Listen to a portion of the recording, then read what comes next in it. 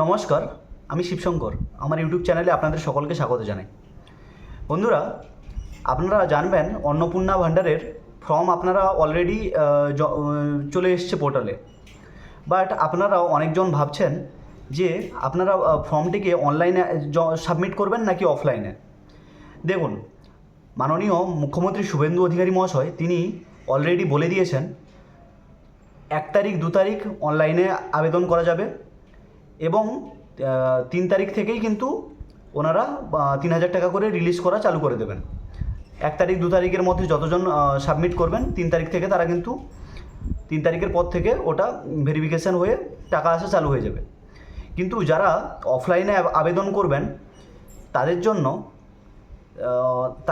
তাদের জন্য 15, 16, 17 তারিখ 3 দিন ডেট দিয়েছেন।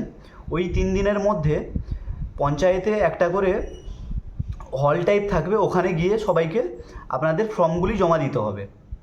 এবং যারা ওই ফর্ম জমা দিতে ওই ফর্মগুলি ভরতে আপনাদের অসুবিধা হবে, ওটা নিয়েও আপনাদের কোনো চিন্তা করার কোনো কারণ নেই। কারণ আপনাদের পঞ্চায়েতে থেকে বা আপনাদের জেলা থেকে বহু সরকারি কর্মচারীদের আপনাদের বাড়ি বাড়ি পাঠানো হবে ওটা নিয়ে। তো ওনারা গিয়ে ওখানে আপনাদেরকে হেল্প করবেন, সহযোগিতা করবেন সব রকমভাবে। ফর্ম ভরতে আপনাদের কোনো অসুবিধা হবে না। আর যারা ভাবছেন যে আমরা অনলাইনে করব কি অফলাইনে করব, তাহলে তো তারা প্রথমে টাকা পেয়ে যাবে, আমরা টাকা পাবো না, এরকম কিন্তু না।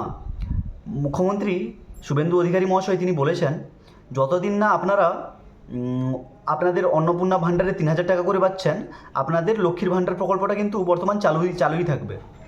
ওই টাকা কিন্তু বন্ধ হবে না। যে 1500 টাকা করে পেতেন ওটা কিন্তু চালুই থাকবে।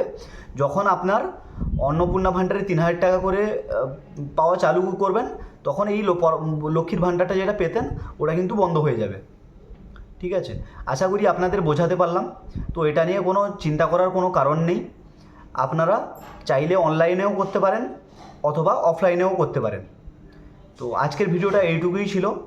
ভিডিওটা ভালো লেগে থাকলে সাবস্ক্রাইব করবেন চ্যানেলটাকে, আর লাইক করে সঙ্গে পাশে থাকবেন।